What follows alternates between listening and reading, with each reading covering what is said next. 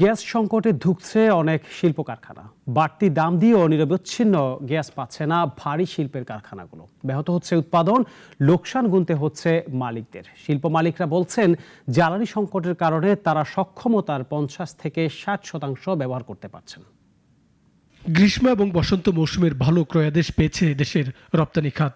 উদ্যোক্তারা আগামী শরৎ এবং শীত মৌসুমের জন্য আশাবাদী। তবে বস্ত্রকলের উৎপাদনের উপর নির্ভরশীল দেশের পোশাক কারখানাগুলো বস্ত্রকল থেকে সুতা এনে কাপড় বুনে ডাইং করা হয়, তারপর সেই কাঁচামাল থেকে তৈরি হয় পোশাক। গ্যাস সংকটে বস্ত্রকলগুলো কাঁচামাল সরবরাহ করতে পারছে না, পাশাপাশি গ্যাস সংকটে পোশাক কারখানাগুলো।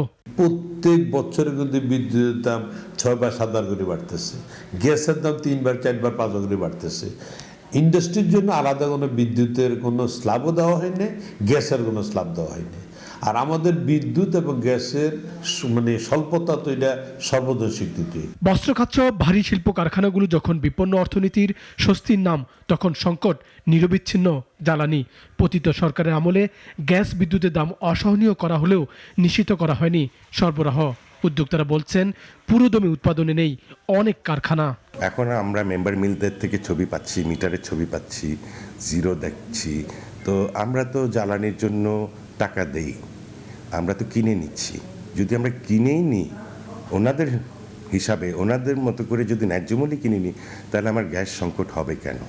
এটাও একটা, আমি মনে করি, একটা ব্যর্থতা। রপ্তানিমুখী শিল্প মালিকরা বলছেন, জ্বালানি পরিস্থিতি ঠিক করা না গেলে ক্রেতার দেয়া সময় মতো পণ্য রপ্তানি করা কঠিন হবে।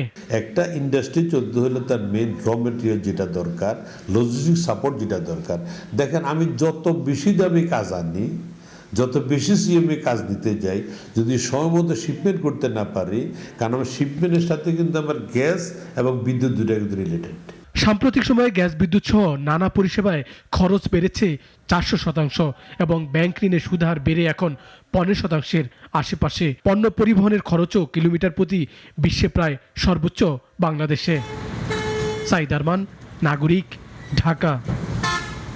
Double million offer Walton fridge কিনে পেতে পারেন 20 লক্ষ টাকা, রয়েছে কোটি কোটি টাকার নিশ্চিত উপহার।